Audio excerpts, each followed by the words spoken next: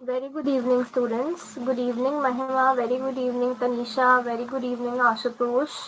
Very good evening, विशाल जी. आप सभी का गुरुकुल के प्लेटफॉर्म पर स्वागत है.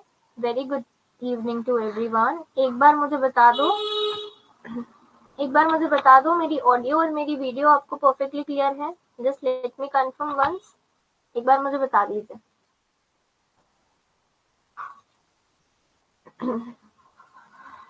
Very good evening, Ashutosh. Very good evening, Shalini. Okay, guys.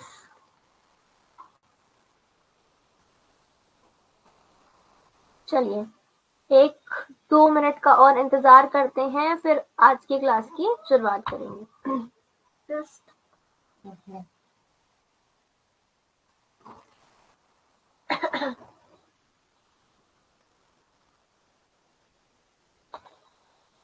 very good evening, Sneha. Very good evening, Nancy.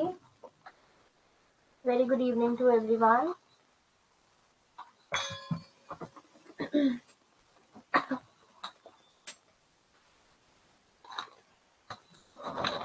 Okay guys, तो फटाफट एक क्विक रिवीजन हो जाए जल्दी से. ठीक है, चलिए फटाफट मुझे बताइए, who give the continental drift theory.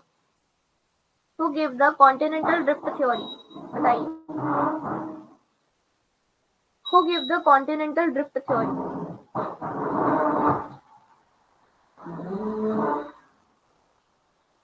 Alfred Wegener. Very good. Alfred Wegener साहब ने दी थी. बिल्कुल सही guys. The second question is that what was the name of book published by Alfred Wegener where he had described the continental drift theory. उस किताब का नाम क्या था, उस बुक का नाम क्या था. उस किताब का नाम क्या था जो अल्फ्रेड वैगनर साहब ने लिखी थी, जिसमें उन्होंने कॉन्टिनेंटल ड्रिफ्ट थ्योरी के बारे में लिखा था. Very good evening Shalini. Very good evening Aman. Very good evening Jyoti. Very good evening Nivedita ji. फटाफट बताइए, what was the name of book. Origin of Continent and Oceans. Origin of Continent and Oceans. That was the name of book. Great. Okay.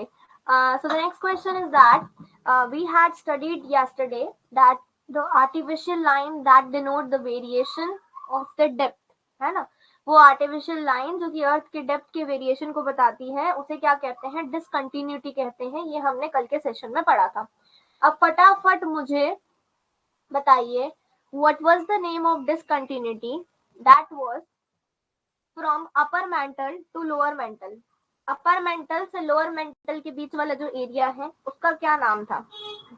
Very good evening Anshika. Good evening Lakshmi. Very good evening guys. What was the area between upper mantle and lower mantle. Which discontinuity is it? Rapidity discontinuity. That's great. Very good.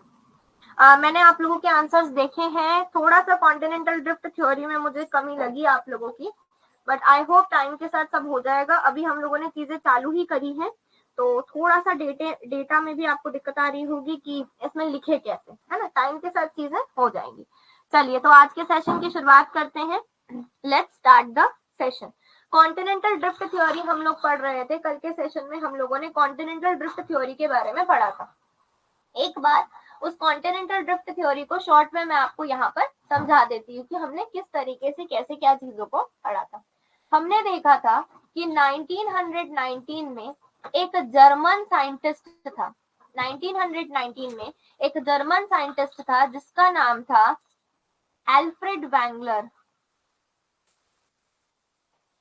जिसका नाम था Alfred वैंगलर। उन्होंने क्या दिया था, उन्होंने एक theory दी थी जिसका नाम था कॉन्टिनेंटल ड्रिफ्ट थ्योरी।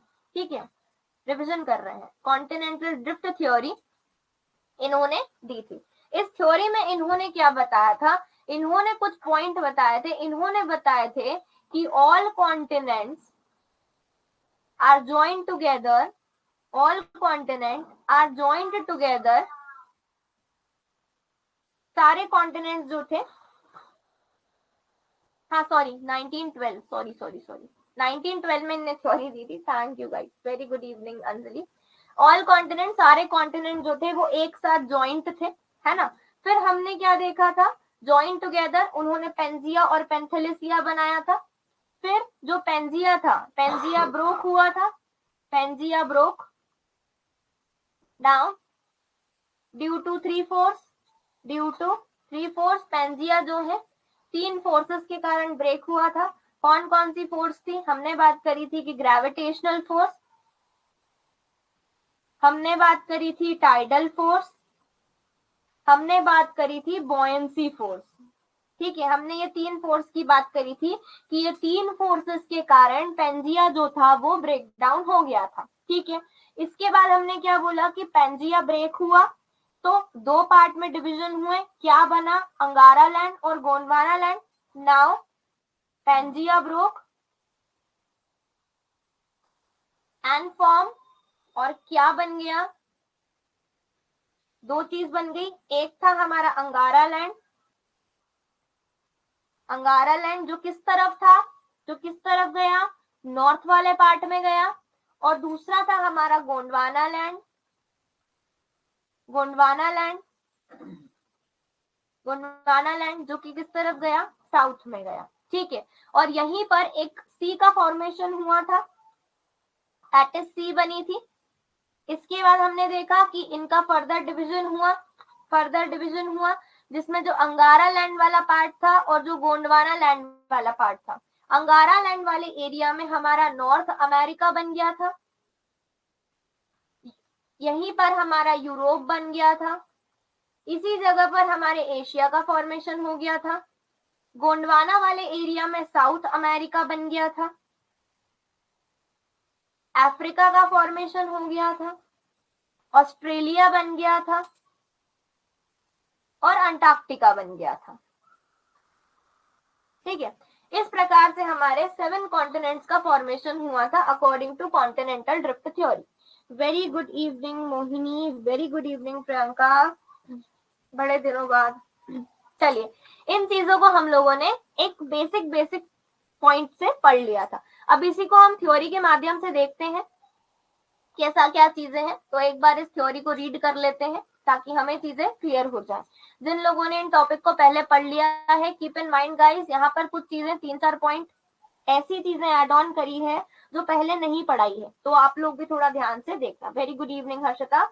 चलिए, कॉन्टिनेंटल ड्रिफ्ट थ्योरी की बात करें तो हमने पढ़ा था कि एल्फ्रेड वैंगलर साहब ने 1912 में दी थी।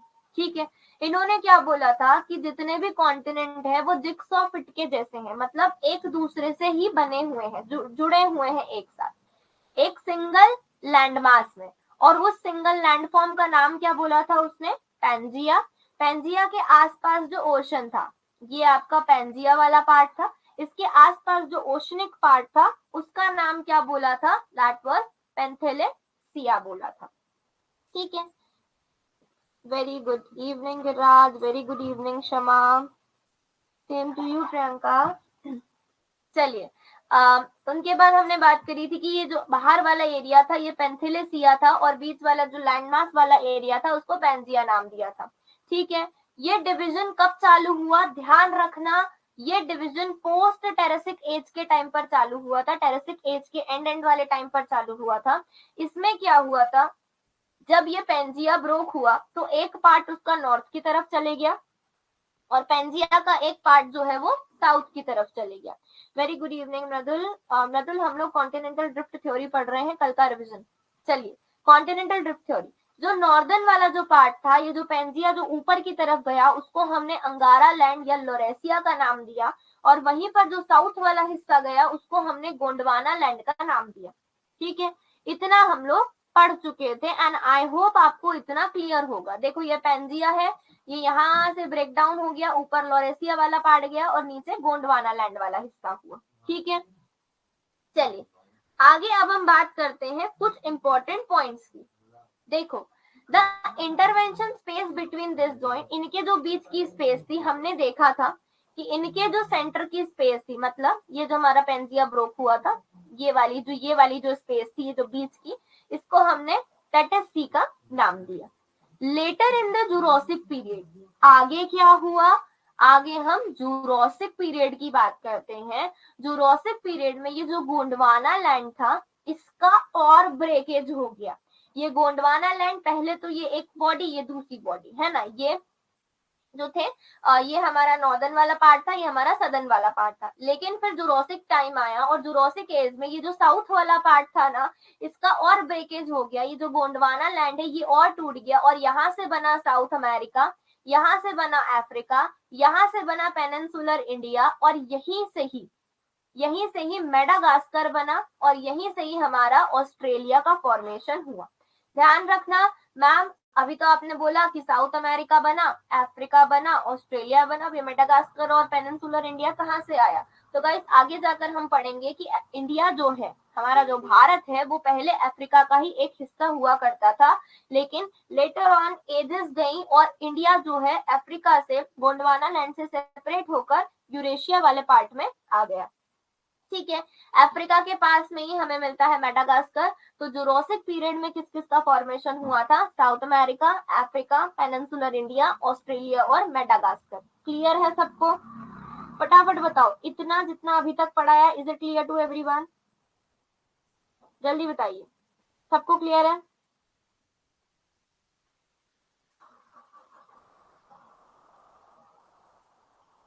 क्लियर, चलिए दैट्स ग्रेट। ठीक है, इतना बात कर ली हमने। अब due to the northward drift of peninsular India, ध्यान रखना, वर्ड्स पर जाना इंपॉर्टेंट है।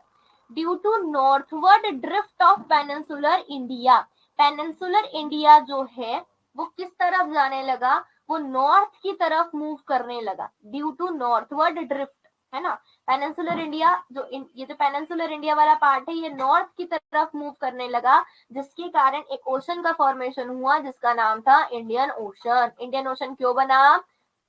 पेनिनसुलर इंडिया जब नॉर्थ की तरफ मूव करने लगा, उसके कारण एक ओशन बना जिसको बोला इंडियन ओशन। अंगारा लैंड की बात करें, अंगारा लैंड का डिस्ट्रप्शन हुआ, अंगारा लैंड से क्या बना, नॉर्थ अमेरिका, यूरोप और एशिया। आगे बात करें, देखो जब नॉर्थवर्ड ड्रिफ्ट हुआ पेनिनसुलर इंडिया का तो इंडियन ओशन बना। जब वेस्टवर्ड ड्रिफ्ट हुआ नॉर्थ एंड साउथ अमेरिका का, याद रखना, जब नॉर्थ अमेरिका और साउथ अमेरिका वेस्ट की तरफ गए, हम अगर हमारा वर्ल्ड मैप देखें तो ये जो वेस्ट वाला है, यहाँ पर मुझे कहीं पर नॉर्थ अमेरिका मिलता है और यहाँ पर मुझे कहीं साउथ अमेरिका मिलता है। अगर मैं इसको 4 भागों में डिवाइड करूँ तो मुझे पता चलता है कि ये वेस्ट वाले पार्ट में है, यस और नो, है ना। वेस्ट वाले पार्ट में मुझे मिलता है नॉर्थ अमेरिका और साउथ अमेरिका। तो मैं कह सकती हूँ कि due to the westward drift of North and South America, North और साउथ अमेरिका जब वेस्ट की तरफ मूव कर रहे थे यहाँ पर, तो उसके कारण एक ओशन का फॉर्मेशन हुआ and that ocean is called as Atlantic Ocean. समझ में आ गया इंडियन ओशन कैसे बना, अटलांटिक ओशन कैसे बना? Is it clear to everyone? ठीक है, इंडियन ओशन बन गया, अटलांटिक ओशन बन गया। द इंटरवेंशन स्पेस, और इनके बीच की जो स्पेस थी वहां पर एक सी हमको मिलती थी, that was the that is sea. Time आगे बढ़ते गया, ये प्रोसेसेस आगे बढ़ती गई, कॉन्टिनेंट की ड्रिफ्टिंग होती गई और हमारा पूरा जो आज का प्रेजेंट जो अर्थ है वो बन के रेडी हो गया। तो ये थी आपकी कॉन्टिनेंटल ड्रिफ्ट थ्योरी। एक दो चीज और है, north and South America, Atlantic ocean, ये हमने पढ़ लिया है। ठीक है, आगे बात करते हैं। तो वेंगलर के अकॉर्डिंग 3 फोर्सेस रिस्पॉन्सिबल थी इनको मूवमेंट कराने के लिए। ये जितने भी कॉन्टिनेंट्स मूव कर रहे थे, ये तो प्लेट्स जो हैं, कॉन्टिनेंट्स क्या है, आप ये चीज मानते हो कि जितने भी कॉन्टिनेंट्स हैं वो एक प्लेट्स पर ही टिके हुए हैं? हमने पढ़ा था कि अर्थ में प्लेट्स हैं, अर्थ में टेक्टोनिक प्लेट्स हैं, टेक्टोनिक प्लेट्स तो सब जगह होती हैं, तो डू यू बिलीव कि जितने भी कॉन्टिनेंट्स हैं वो प्लेट्स पर ही है ना, वो प्लेट्स ही हैं। नॉर्थ अमेरिका होगा तो वो नॉर्थ अमेरिकन प्लेट होगी, साउथ अमेरिका होगा तो वो साउथ अमेरिकन प्लेट होगी, है ना, ऐसे ही होगा। ठीक, चलो अब 3 फोर्सेस थी, ग्रेविटेशनल फोर्स, बॉयंसी फोर्स और tidal force. Westward drift, Atlantic ocean, how? देखो जैसे जैसे वेस्टवर्ड मूवमेंट हुआ है नॉर्थ, और देखो इधर पर आता है आपका नॉर्थ अमेरिका, नीचे आता है आपका साउथ अमेरिका, इसके वेस्ट में मूव होने के कारण अटलांटिक ओशन का फॉर्मेशन हुआ। अब ये अगर आपको डीप में देखना है तो क्लास के बाद मैं आपको यूट्यूब मतलब एक लिंक भेजूंगी ग्रुप पर, उस वीडियो को देखने, एनिमेटेड वीडियो है, अभी मुझे क्लास के बीच में तो उसका टाइम नहीं मिलेगा, बट एनिमेटेड वीडियो है, मैं क्लास के बाद ग्रुप पर भेज दूंगी, आप उस वीडियो को देखना, आपको बिल्कुल एनिमेशन के थ्रू से समझाया जाएगा कि नॉर्थ और साउथ अमेरिका ओशन कैसे बना है अटलांटिक। ठीक है, ठीक, फिर भी अगर वीडियो से समझ ना आए तो फिर मुझसे पूछना। ठीक है, चलिए अब हमने बात करी कि 3 इंपॉर्टेंट फोर्सेस थी। There are 3 kind of forces which is responsible for this continental drifting. कौन कौन सी फोर्स थी? हमारी ग्रेविटेशनल फोर्स, हमारी बॉयंसी फोर्स और हमारी टाइडल फोर्स। ठीक है, ये तीनों फोर्सेस थी जो कि रिस्पॉन्सिबल थी। ग्रेविटेशनल फोर्स की अगर मैं बात करूं तो किधर लगती है? ग्रेविटेशनल फोर्स कौन से डायरेक्शन में लगती होगी? ग्रेविटेशनल फोर्स अगर हम बात करें तो मैं कह सकती हूँ नॉर्थ से साउथ डायरेक्शन में ऐसी ग्रेविटेशनल फोर्स लगती है। ठीक है, तो gravitation best relate to the creation of space for Atlantic, बिल्कुल सही, बिल्कुल सही, बिल्कुल सही, है ना, बिल्कुल सही अंजलि। चलिए, तो मैं कह सकती हूँ नॉर्थ और साउथ डायरेक्शन में मेरी ग्रेविटेशनल फोर्स लगी। ठीक है, अभी बॉयंसी को साइड में रखो। अभी टाइडल फोर्स की बात करें तो टाइडल फोर्स किधर पर लगी? टाइडल फोर्स किसके कारण लगी? सन के कारण और मून के कारण टाइडल फोर्स लगी, है ना। और आखिरी में जब हम बात करते हैं बॉयंसी फोर्स, तो बॉयंसी फोर्स क्या होती है? बॉयंसी फोर्स हर एक फ्लूइड, ध्यान से समझना बॉयंसी फोर्स क्या होती है। बॉयंसी फोर्स वो होती है हर एक फ्लूइड जो किसी ऑब्जेक्ट पर अपवर्ड फोर्स लगाता है। मान लो ये एक बोट है, ठीक है, ये एक बोट है, यहाँ पर पानी है, अब ये जो पानी है, ये जो फ्लूइड है, ये इस बोट पर कुछ ना कुछ अपवर्ड फोर्स लगा रहा होगा। तो यही जो अपवर्ड फोर्स होती है जो एक फ्लूइड लगाता है, that upward force is called as buoyancy force. अभी साइंस में पढ़ेंगे तो आपको और बेहतर तरीके से समझ में आएगा कि बॉयंसी फोर्स क्या होती है। क्लियर है सबको? Is it clear to everyone? ठीक है, तो ये थी हमारी वैंगलर साहब की कॉन्टिनेंटल ड्रिफ्ट थ्योरी। क्या इस थ्योरी को देखकर आपको ये लगता है कि यार ये बंदे ने तो बिल्कुल सब कुछ सही बता दिया, इसकी थ्योरी तो पास हो गई? बताओ, ऐसा लगता है कि यार इस बंदे ने तो सब कुछ सही बता दिया, इसकी थ्योरी को तो पास कर दिया होगा, है ना, ऐसा लगता है, पर ऐसा नहीं हुआ था, है ना। वैंगलर साहब की थ्योरी जो थी वो फेल हो गई थी। वैंगलर साहब से पूछा गया, है ना, वैंगलर साहब से पूछा गया कि ठीक है, मान लिया हमने कि ऐसा सब कुछ हुआ होगा, ठीक है, तो आप हमारे कुछ प्रश्नों के जवाब दीजिए। अब क्वेश्चंस पूछे उनसे कि कुछ क्वेश्चंस हैं उनके आंसर्स बताओ। तो पहली तो उन्होंने एविडेंस दिए, वैंगलर साहब ने कुछ एविडेंस दिए कॉन्टिनेंटल ड्रिफ्ट थ्योरी के कि ये एविडेंसेस हैं और इनके बेस पर मैं बता रहा हूँ। टाइडल फोर्स, एक और बार, टाइडल फोर्स जो है मून के थ्रू लगाई जाती है। सन और मून, हम हिंदी में ज्वार भाटा बोलते हैं ना, टाइड्स आए ओशन में, जो टाइड्स आते हैं, दैट फोर्स, ठीक है, उस टाइडल फोर्स की बात कर रहे हैं मित्तल। ठीक, चलिए evidences of continental drift theory की बात करें तो कॉन्टिनेंटल ड्रिफ्ट थ्योरी के ऊपर उन्होंने कुछ एविडेंस दिए थे अपनी थ्योरी को प्रूव करने के लिए कि मैं जैसा कह रहा हूं वैसा ही हुआ है। ठीक है, तो अब क्या क्या एविडेंसेस दिए थे, ये बड़े बड़े तौर पर एविडेंस लिखे हैं, लेकिन अगर मैं इसको शॉर्ट में समझाऊं तो सबसे पहली चीज क्या हुई थी? सिमिलर फॉसिल मिले थे। ठीक है, सिमिलैरिटी ऑफ फॉसिल, ठीक है, अवशेष जो थे, फॉसिल्स जो थे, वो हमें अलग अलग कॉन्टिनेंट्स में से सिमिलर काइंड के फॉसिल्स मिले थे। सेकेंड क्या हुई थी? सिमिलैरिटी ऑफ वेजिटेशन, हमें वेजिटेशन जो हुई थी वो भी सिमिलर मिली थी कहीं कहीं पर। थर्ड देखे तो सिमिलैरिटी ऑफ रॉक्स, रॉक्स भी हमें सिमिलर मिली थी, रॉक्स भी सिमिलर मिली थी। ठीक है, फिर आखिरी में जाकर इन्होंने क्या करा, इन्होंने बोला कि जो हमारी पूरी कॉन्टिनेंट्स है वो एक जिग्सॉ फिट बनाती है। क्या बनाती है? जिग्सॉ फिट बनाती है। अब मैम ये जिग्सॉ फिट क्या होता है?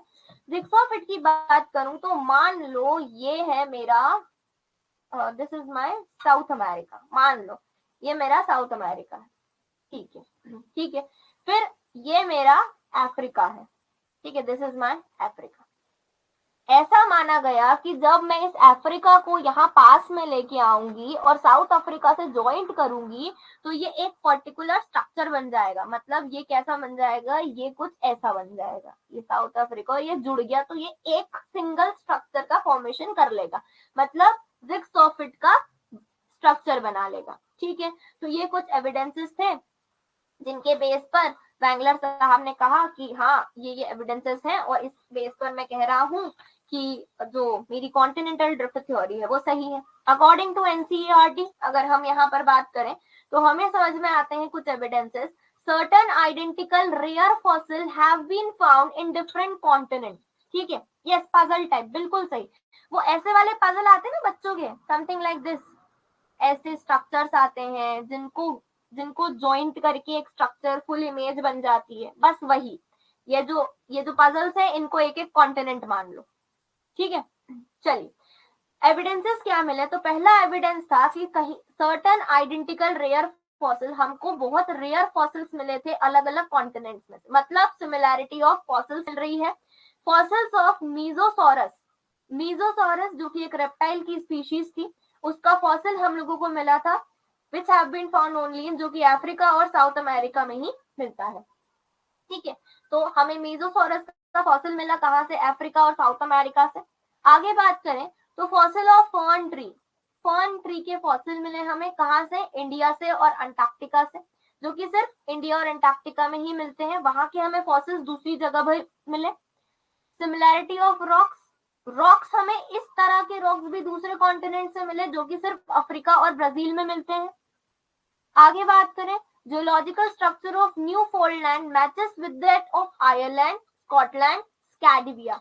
देखो न्यू फोल्डलैंड का जो स्ट्रक्चर था जियोलॉजिकली वो आयरलैंड के स्ट्रक्चर के जैसा सिमिलैरिटी रख रहा था, स्कॉटलैंड जैसी सिमिलैरिटी रख रहा था। जियोलॉजिकल स्ट्रक्चर ऑफ एपलेंशियन माउंटेन जो था matches with Morocco and Algeria in north Africa, ये भी सिमिलैरिटी रख रहा था। तो सोचो इन सब चीजों की सिमिलैरिटी को देखकर अगर हम ब्रीफ में बात करें तो फॉसिल्स की सिमिलैरिटी, वेजिटेशन की सिमिलैरिटी, रॉक्स की सिमिलैरिटी और जिग्सॉ फिट के बेस पर ये एविडेंसेस दिए गए वैंगलर साहब ने कि ये एविडेंस है जिसके बेस पर मैं कह रहा हूं कि हाँ ये कॉन्टिनेंटल ड्रिफ्ट थ्योरी बिल्कुल सही है। फिर ऐसा क्या हुआ जिसके कारण वैंगलर साहब की जो थ्योरी है उसको फेल कर दिया गया? ऐसा क्या हुआ? तो उनसे कुछ क्वेश्चन पूछेगा, but the theory was fail. लेकिन ये थ्योरी क्या हो गई? ये थ्योरी फेल हो गई। अब मैम ऐसा क्या हुआ, ये थ्योरी फेल कैसे हो गई? इसने तो ऑलमोस्ट आपको सब चीज बता दी थी ना कि यार भाई ऐसा ऐसा हुआ है और इस चीज के कारण ये चीजें हो रही हैं। इनने तो एविडेंसेस भी अच्छे खासे दिए, लेकिन गाइस हुआ क्या, इनसे कुछ क्वेश्चन पूछे। ठीक है, अब खुद ही सोचो, वैंगलर साहब ने कहा कि ग्रेविटेशनल फोर्स, टाइडल फोर्स और बॉयंसी फोर्स, ये तीन प्रकार की फोर्सेस लग रही हैं और इन तीन प्रकार की फोर्स के कारण हमारा जो कॉन्टिनेंट्स है उनमें ब्रेक, मतलब कॉन्टिनेंट्स जो है उसका फॉर्मेशन हुआ है, पैंजिया का ब्रेकडाउन हुआ है इन तीन फोर्सेस के कारण। तो आज वो फोर्स कहाँ चली गई? आज भी तो ये सारी फोर्स है हमारी अर्थ पर, बॉयंसी फोर्स भी है, टाइडल फोर्स भी है और ग्रेविटेशनल फोर्स भी है। तो फिर आज क्यों हमारी कॉन्टिनेंट्स जो है वो ब्रेक नहीं हो रहे कंटिन्यूसली? क्यों इन तीनों फोर्स ने काम करना रोक दिया, है ना? Why all this three forces stop working? ये भी तो सोचने की बात है। तो इस क्वेश्चन का जवाब जो था वो वैंगलर साहब के पास नहीं था। सेकेंड चीज उनसे ये बोली गई कि ठीक है भाई, मान लिया तुम्हारी थ्योरी के कारण कॉन्टिनेंट का फॉर्मेशन हुआ, ब्रेकेज के कारण कॉन्टिनेंट का फॉर्मेशन हुआ, तो Himalaya mountain, Rockies mountain, Andes mountain, ये सब माउंटेन्स कैसे बने, ऐसा क्या हुआ जिसके कारण माउंटेन्स का फॉर्मेशन हुआ? इन दोनों ही सवालों के जवाब बैंगलर साहब के पास नहीं थे। इसके अलावा भी कई क्वेश्चंस पूछे गए थे उनसे, उसके जवाब ना होने के कारण फाइनली बैंगलर साहब की थ्योरी क्या हो गई, फेल हो गई। ठीक है, इनसे क्या क्या क्वेश्चन पूछे, लिमिटेशन क्या थी इनकी, लिमिटेशंस क्या थी इनकी थ्योरी की?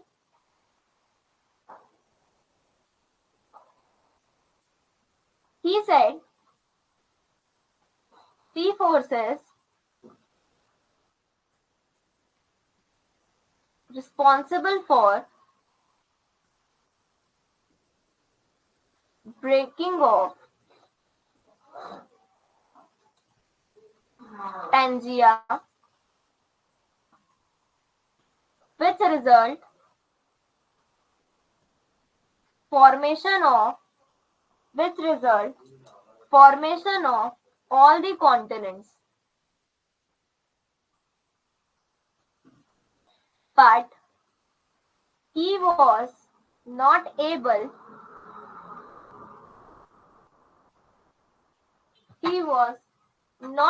to describe that why these force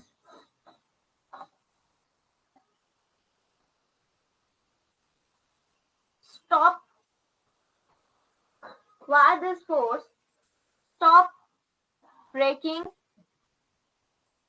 the continents, या stop breaking the landmass and become stable. ठीक है, ये पहला रीजन था जो ये बता नहीं पाए। Second, he was not able to explain that how mountains like Himalaya, Rockies,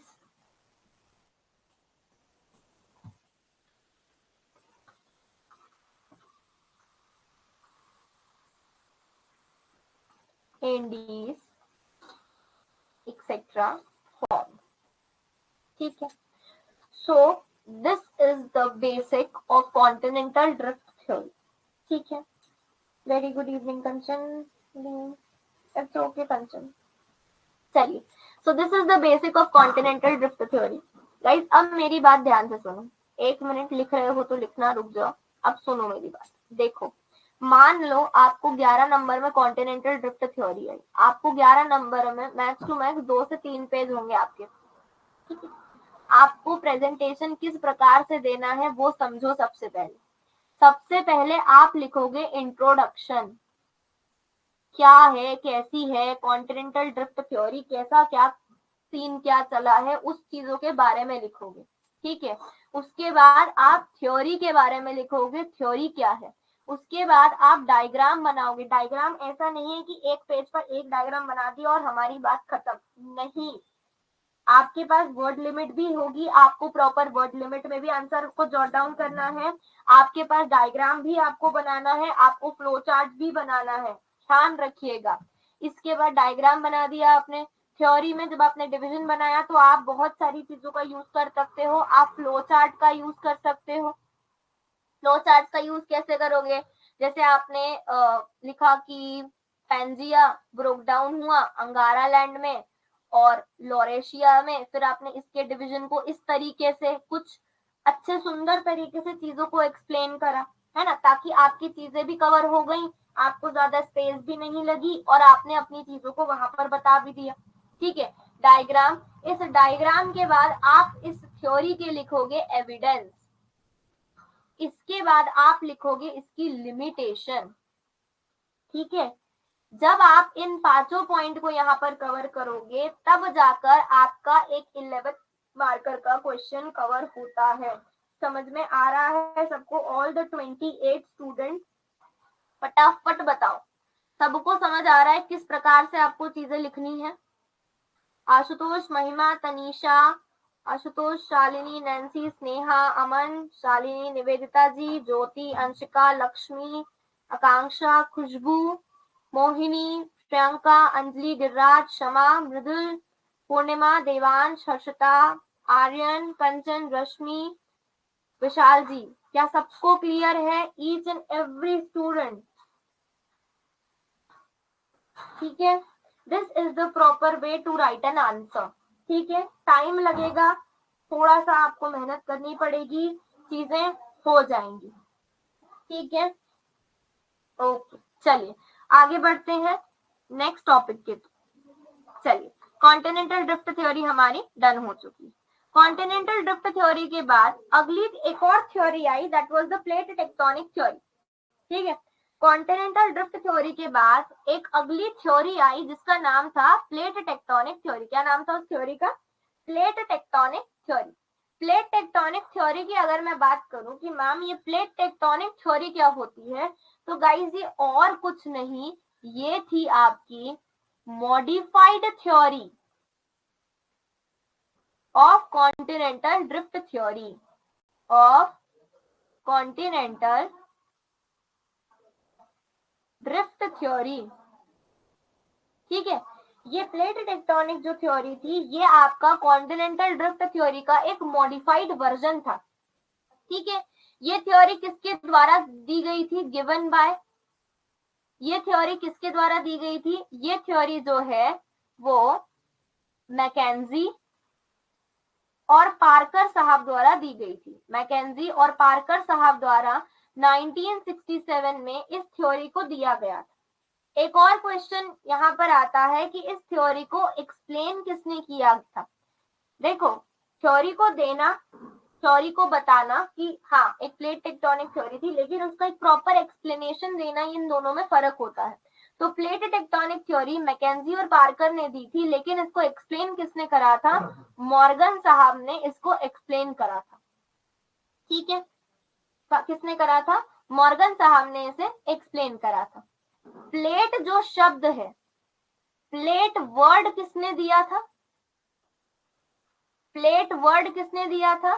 तो याद रखना, जेटी विल्सन, जेटी विल्सन साहब ने प्लेट शब्द दिया था।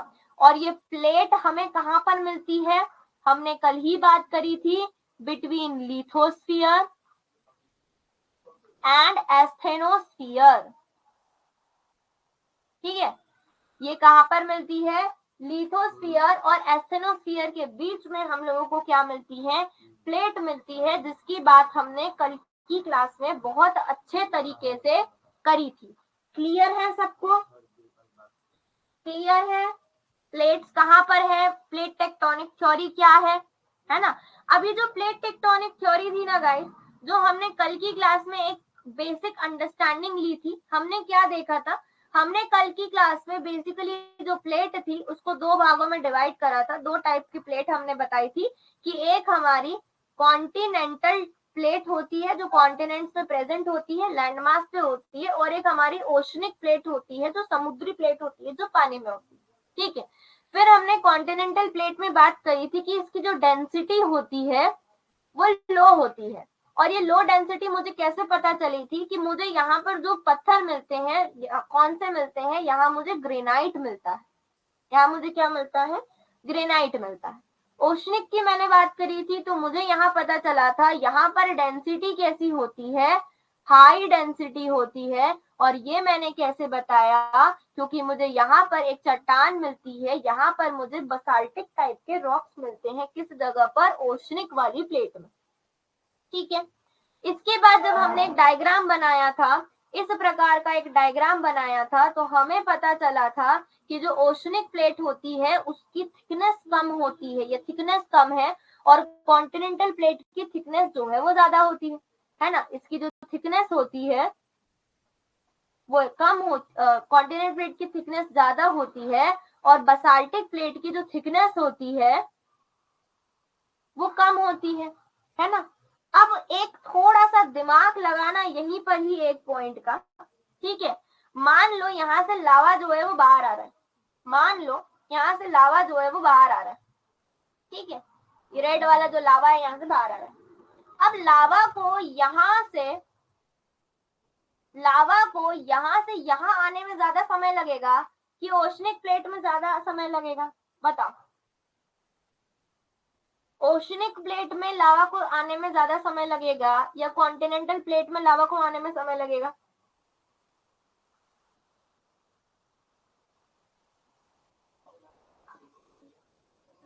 कॉन्टिनेंट में, है ना। तो हम कह सकते हैं कि कॉन्टिनेंट वाले पार्ट में लावा को आने में थोड़ा समय लगता है, ठीक है। अब एक बात मुझे यहाँ से एक और चीज बताओ, ठीक है। यहाँ पर मैंने बात करी लावा की, बात करें, है ना। ओशनिक प्लेट में बसाल्टिक चट्टानें मिलती हैं, बसाल्टिक रॉक्स मिलती हैं, यहाँ पर मुझे डेंसिटी कम मिलती है, यहाँ पर लावा को लेस डिस्टेंस कवर करना पड़ता है, यहाँ पर मैग्मा को लेस डिस्टेंस ट्रैवल करना पड़ता है। लेकिन एक बात मुझे बताओ कि कॉन्टिनेंटल वाले एरिया में मैग्मा जल्दी कूल डाउन होगा या फिर ओशनिक वाले पार्ट में मैग्मा जल्दी कूल डाउन होगा? जल्दी बताओ, किस वाली जगह पर? ओशन वाले पार्ट में अगर मैग्मा आता है तो उसका कूलिंग जल्दी होगी, या फिर कॉन्टिनेंटल पार्ट में फ्लोर वाले एरिया में अगर मेरा मैग्मा आता है तो वो जल्दी कूल डाउन होगा? ओशनिक वाला पार्ट, ओशन वाला पार्ट, है ना। ये समझाने की तो जरूरत नहीं है। तो यहाँ पर मैं लिख सकती हूँ magma cool fast, magma cool fast. और इधर क्या होता है? Magma cool slow. यहाँ पर मैग्मा धीरे कूल होता है और इधर पर मैग्मा क्या होता है? जल्दी से ठंडा हो जाता है। कह सकती हूँ? क्लियर सबको? बेसिक बेसिक चीज क्लियर हो गई? चलो, अगर अब मैंने यहाँ से एक घुमाकर क्वेश्चन पूछा, एक घुमा फिरा के मैंने क्वेश्चन पूछा कि when magma cool fast which rock is formed, जब मैग्मा जल्दी से कूल हो जाता है तो कौन सी चट्टान, कौन सा पत्थर बनता है? तो क्या बोलोगे? When magma cool fast which rock is formed?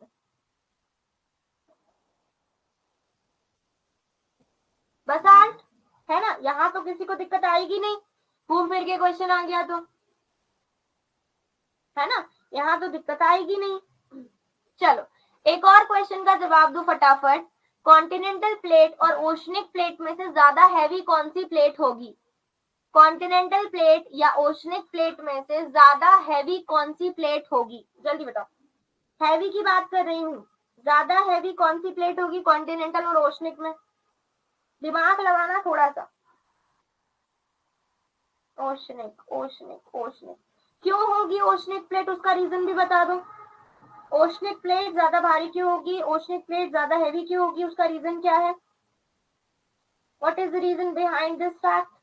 क्या कारण है ओशनिक प्लेट का हैवी होना? ऑटोमेटिकली क्योंकि उसकी डेंसिटी ज्यादा है मैम। आपने बताया था ज्यादा डेंसिटी मतलब मॉलिक्यूल बहुत पास पास में है, मॉलिक्यूल बहुत पास पास में होंगे तो उसका वेट भी बढ़ जाएगा, है ना। तो घुमा फिराकर अगर यहाँ से कोई भी क्वेश्चन आता है तो मेरे स्टूडेंट्स केपेबल होना चाहिए कि वो यहाँ से इस क्वेश्चन का जवाब दे सके। Are you capable guys? यहाँ से कोई भी क्वेश्चन आया, अभी तक मैंने जितना पढ़ाया है पिछले 2 से 3 दिन में, हो जाएगा वो clear? Magma cool fast in oceanic, Y?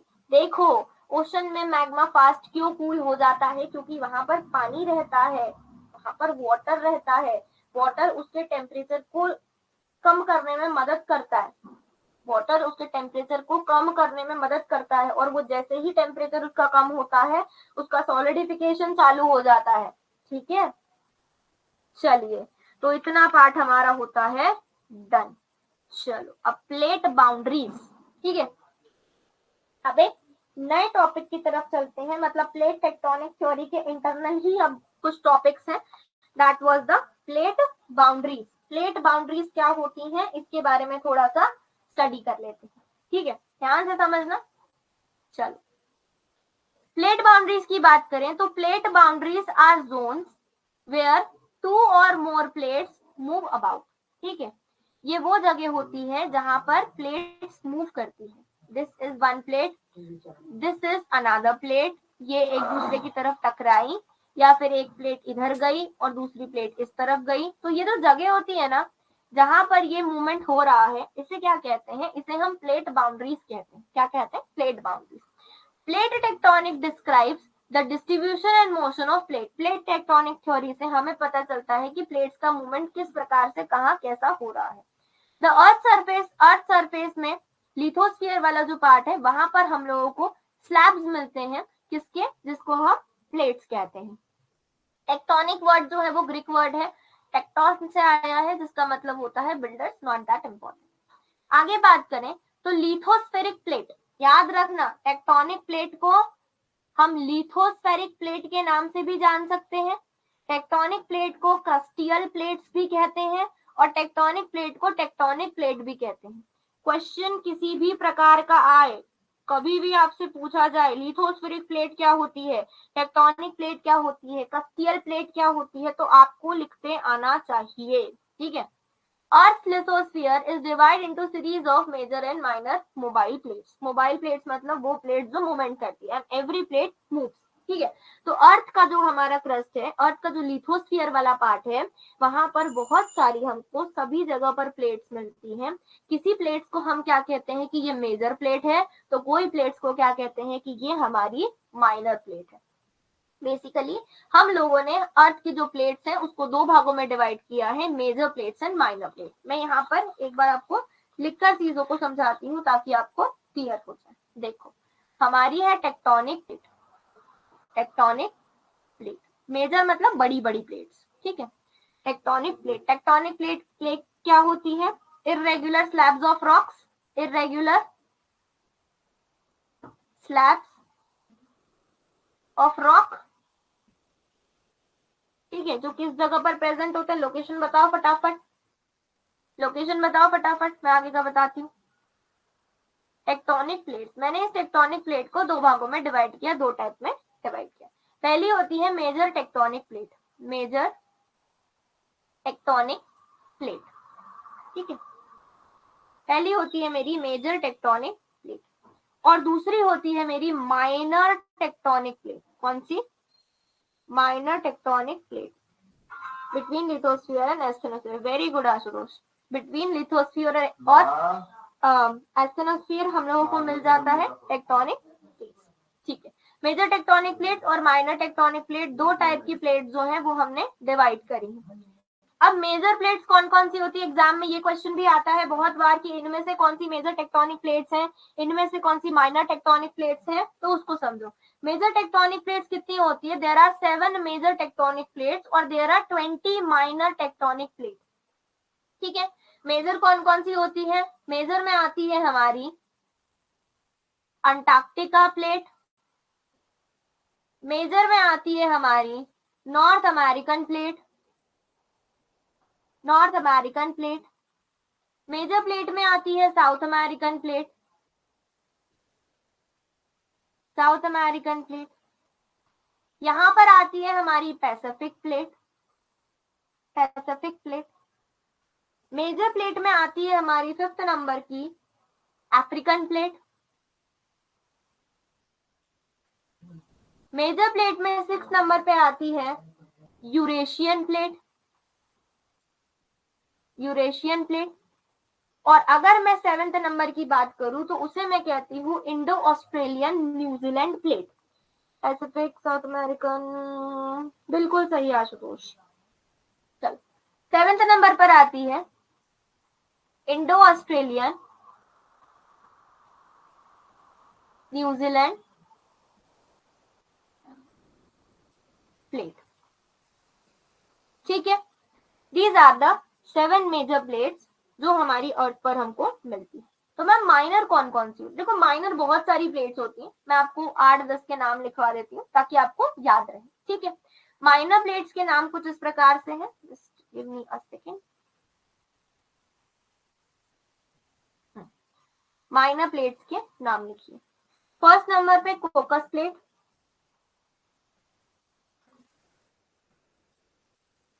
Second Nazca plate, third Arabian plate, Arabian plate, fourth Philippines plate, Philippines plate, fifth Caroline plate, six Fiji plate, seventh Turkish plate, eight Caribbean plate,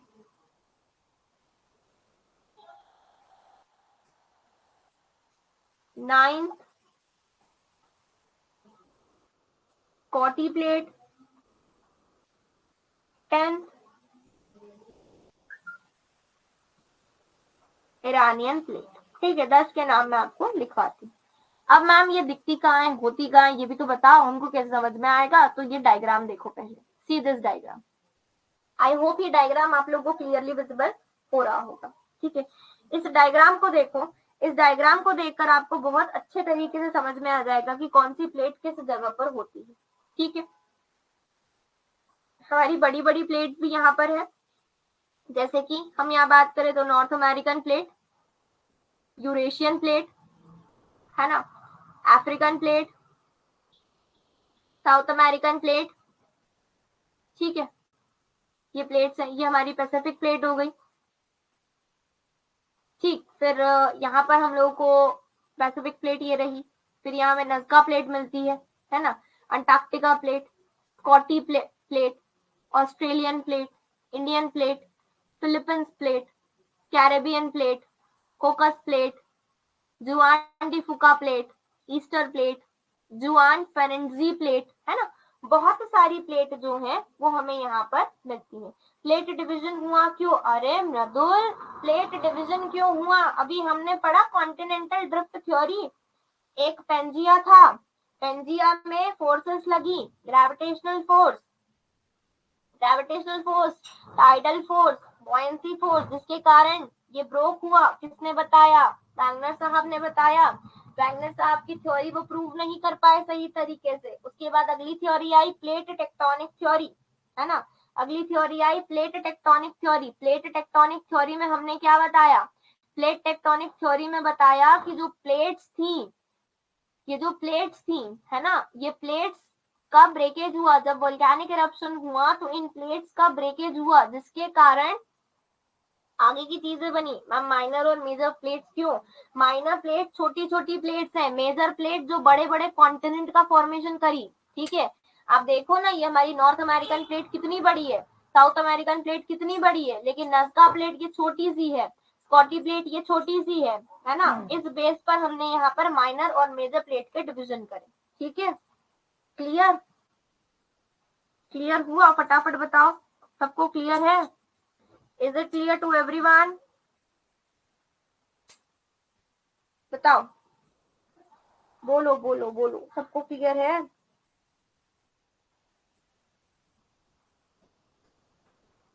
चलिए, that's great. चलो आगे बात करते हैं। तो अब हम movement of plate पढ़ेंगे, है ना। प्लेट्स के मूवमेंट किस प्रकार से हुए? ठीक है, प्लेट्स के मूवमेंट किस प्रकार से हुए? तो देखो, there are 3 type of plate movement. 3 तरीके से प्लेट मूव हुई। एक बार मैं यहाँ पर एक डायग्राम के हिसाब से समझा रही हूँ, वो समझो। ठीक है, सीखिए एक डायग्राम। ठीक है, ये मेरी एक प्लेट है, ठीक है, ये मेरी दूसरी प्लेट है। ठीक है, ये मेरी कॉन्टिनेंटल प्लेट है, ये मेरी ओशनिक प्लेट है। ये मेरी कॉन्टिनेंटल प्लेट है और ये मेरी ओशनिक प्लेट है। अब हुआ क्या? अर्थ के अंदर प्रेशर बढ़ा, अर्थ के अंदर टेम्परेचर बढ़ा। ठीक है, जब जब अर्थ के अंदर टेम्परेचर बढ़ता है, जब जब अर्थ के अंदर प्रेशर बढ़ता है, तो कन्वेंशनल करंट बनते हैं। ध्यान से समझ, अभी आगे पढ़ाऊंगी। क्या होगा? टेम्परेचर बढ़ा, प्रेशर बढ़ा। यहाँ पर जो मैग्मा था, ठीक है, magma wants to came out, magma को बाहर आना है, जिसके कारण ये सर्कुलर मोशन में घूमने लगा। ये सर्कुलर मोशन में घूमने का लगा, जिसको कन्वेंशनल करंट कहा जाता है। अभी आगे पढ़ेंगे क्या कहा जाता है, जिसे कन्वेंशनल करंट कहा जाता है। ये मैग्मा ऐसे सर्कुलर मोशन में घूमने लगा and he wants to came out. इसने क्या करा, ये मेरी कॉन्टिनेंटल प्लेट है, ये मेरी ओशनिक प्लेट है। अब एक बात बताओ, भारी कौन सी प्लेट है? जो भारी होगा वो डूबेगा, है ना? जो भारी होगा वो पहले डूबेगा। तो जो भारी प्लेट है, जो ओशनिक प्लेट है, वो क्या हो जाती है, वो यहाँ नीचे चली जाती है। ठीक है, ओशनिक प्लेट जो है वो नीचे चली जाती है। अब मैम ये ओशनिक प्लेट नीचे कैसे गई, ये तो समझाओ। तो गाइस अभी हमने पढ़ा कि ओशनिक प्लेट जो होती है उसकी थिकनेस कम होती है और कॉन्टिनेंटल प्लेट की थिकनेस ज्यादा होती है। ठीक है, थिकनेस कम है मतलब ये वीक प्लेट है, मैं कह सकती हूँ। ओशनिक प्लेट की थिकनेस कम है, इसका मतलब ओशनिक प्लेट एक कमजोर प्लेट है, एक वीक प्लेट है। अंजलि, नेहा, समझ में आ रहा है? विशाल जी, क्लियर टू एवरीवन? ठीक है, मैं क्या कह सकती हूँ, ओशनिक प्लेट जो है उसकी थिकनेस क्या है, कम है, लेकिन उसकी डेंसिटी क्या है, ज्यादा है। डेंसिटी ज्यादा है लेकिन थिकनेस उसकी क्या है, थिकनेस उसकी कम है ना? अब यहाँ क्या होगा, यहाँ पर ये जो मेरा मैग्मा है, ये कन्वेंशनल करंट घूम रहा है नीचे और इस मैग्मा को बाहर आना है। इसे जब कोई कमजोर प्लेट दिखेगी, ये उस कमजोर प्लेट को तोड़कर यहाँ से आ जाएगा। मान लो इसको कोई कमजोर प्लेट मिली, अब इस मैग्मा ने क्या करा, ये यहाँ पर ये प्लेट टूटकर नीचे गिर गई और मैग्मा जो है यहाँ से बाहर निकल कर आ गया। ठीक है, मैग्मा यहाँ से बाहर निकलकर आ गया। ठीक है, ये प्रोसेसेस आगे बढ़ती जाएगी। ठीक है, समझ में आया ये क्या हुआ यहाँ पर? और इसी के बाहर निकलने से कभी मैग्मा कभी यहाँ से बाहर निकल जाएगा, तो कभी मैग्मा यहाँ से बाहर नहीं निकलेगा। कभी कुछ स्ट्रक्चर बनेगा, कभी पहाड़ बन जाएंगे, कभी रिफ्ट वैली बन जाएगी, कभी ब्लॉक माउंटेन बन जाएंगे, कभी रिज बन जाएगी। तो इन्हीं प्रोसेसेस के कारण अलग अलग चीजों का फॉर्मेशन होता है। क्लियर है? इतना समझ में आया सबको? बताओ, इतना समझ में आया सबको क्या हो रहा है यहाँ पर, कैसी चीजें क्या चल रही है? Clear to everyone?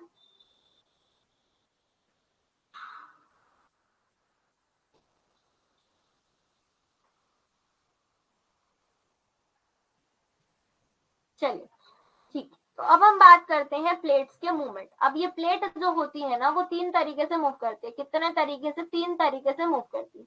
पहली कैसी, या तो ये एक दूसरे से दूर चली जाएंगी प्लेट, ये एक प्लेट है दूसरी, या तो ये एक दूसरे से दूर चली जाएंगी। This is the first kind of movement. दूसरे तरह का मूवमेंट, या तो ये एक दूसरे की तरफ आकर टकरा जाएगी, है ना? एक दूसरे की तरफ जब दो लोग एक दूसरे से आकर टकरा जाएंगे तो एक के ऊपर एक गिर जाएंगे, तो जो एक रहेगी प्लेट, एक नीचे की तरफ आ जाएगी और दूसरी उसके ऊपर आ जाएगी। कह सकते हैं ना, जब एक दूसरे की तरफ ये आके टकराएंगे तो एक प्लेट नीचे आ जाएगी और एक प्लेट ऊपर आ जाएगी उसके।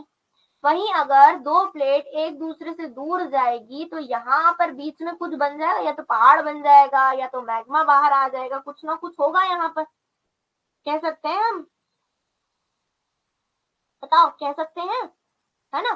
तीसरी चीज, ट्रांसवर्स मूवमेंट। तीसरा मूवमेंट क्या होता है, एक आगे की तरफ जाएगा तो दूसरा पीछे की तरफ जाएगा, मतलब दोनों अपोजिट, एक दोनों जो है एक दूसरे को, हमारे हाथ, हमारी जो हाथ की हथेलियां हैं, ठंडी में कैसे हथेलियों को रगड़ते हैं एक दूसरे के ऊपर, है ना? इस तरीके का मूवमेंट को क्या कहते हैं, we call it as transverse movement. क्या कहते हैं इसे?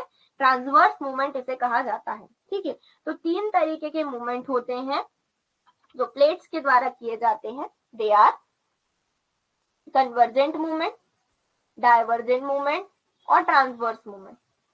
कन्वर्जेंट मूवमेंट क्या, जब दो प्लेट एक दूसरे से दूर जाए। ठीक है, दो प्लेट एक दूसरे से दूर की तरफ जाएंगी, दूर होंगी जब दो प्लेट एक दूसरे से, तो वो कौन सा मूवमेंट कहलाएगा, we call it as convergent movement. जब दो प्लेट एक दूसरे की तरफ आकर एक दूसरे से कोलॉइड होगी तो वो कौन सा मूवमेंट होगा, डाइवर्जेंट मूवमेंट। ठीक है।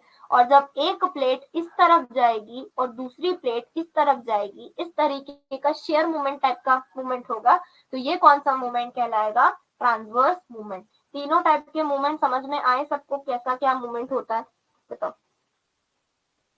Ma'am can you please repeat? Okay Khushboo, just wait.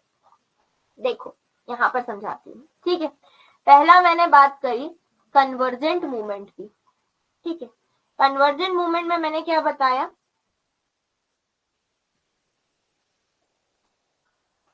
Earthquake सबसे होगा। रुको आशुतोष, अभी हम आपको समझाएंगे। देखो ये मेरी एक प्लेट है, plate number 1, this is my plate number 2, ठीक है। जब ये जो दोनों प्लेट है, क्या उल्टा बताया? क्या उल्टा बताया मैंने?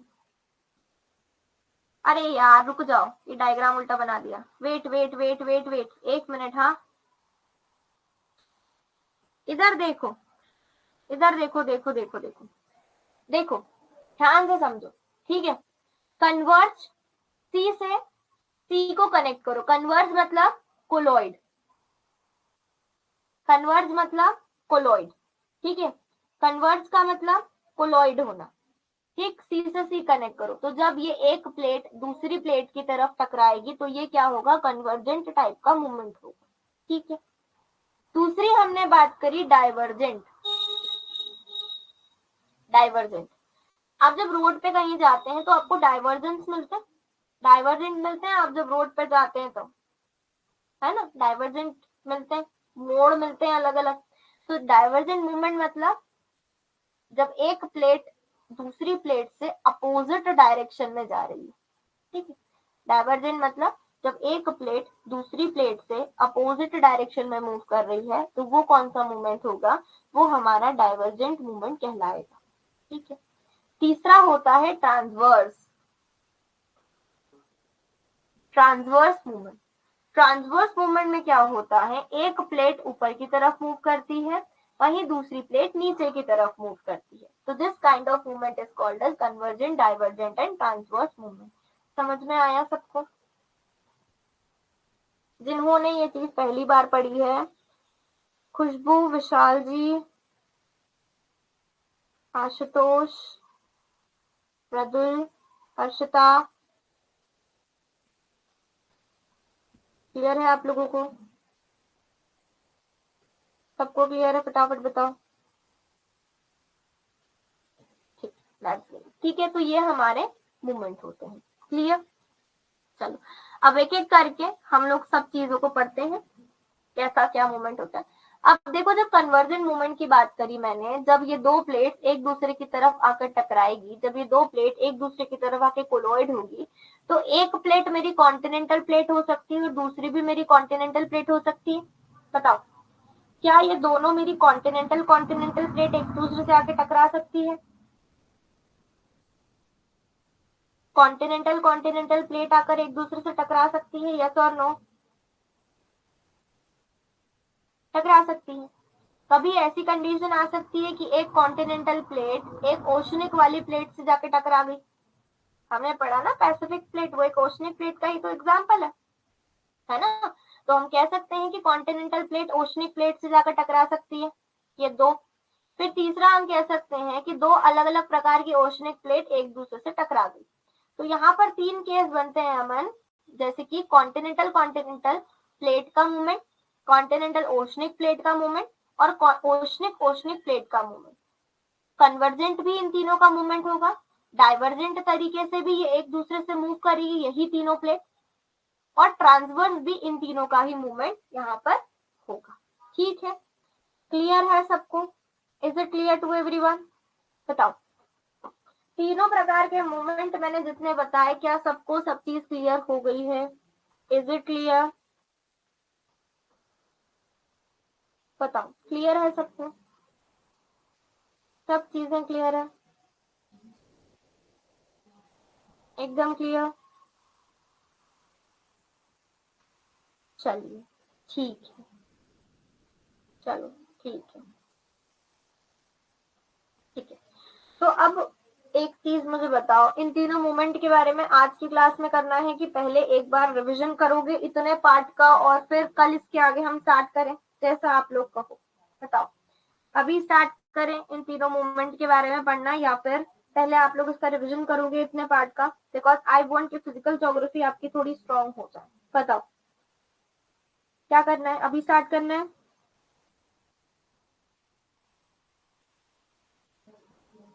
रिवीजन करेंगे, पहले रिवीजन करोगे? ठीक है, तो महिमा, आकांक्षा,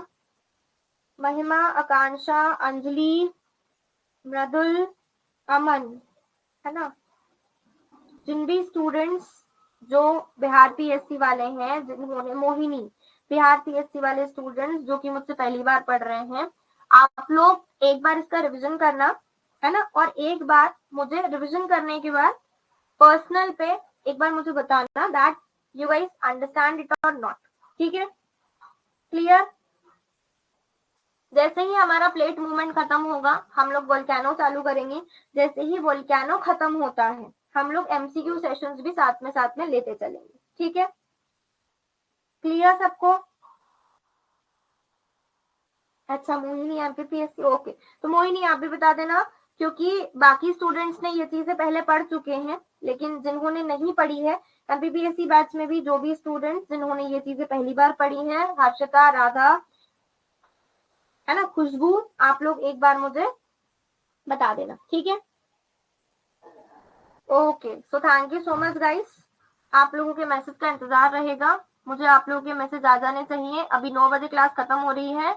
आई विश आज रात को 12 बजे तक आप लोग रिवीजन कर लोगे, या फिर ज्यादा टाइम चाहिए तो मॉर्निंग 10-11 बजे तक। ठीक है, चलो, thank you so much guys, have a nice day. चलिए, बाय बाय।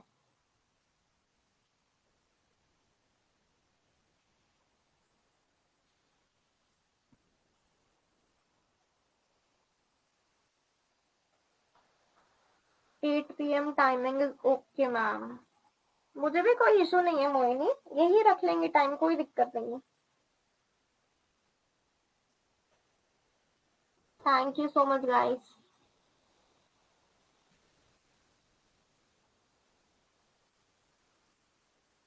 8:30 इज बेस्ट, जो टाइम है वही रहेगा। कभी कभी ऐसा रहा तो कभी 8 बजे रख लेंगे एक आध दो बार, बाकी तो 8:30 ही रहेगा टाइम, है ना, इसकी कोई दिक्कत मत लो। चलिए, बाय बाय।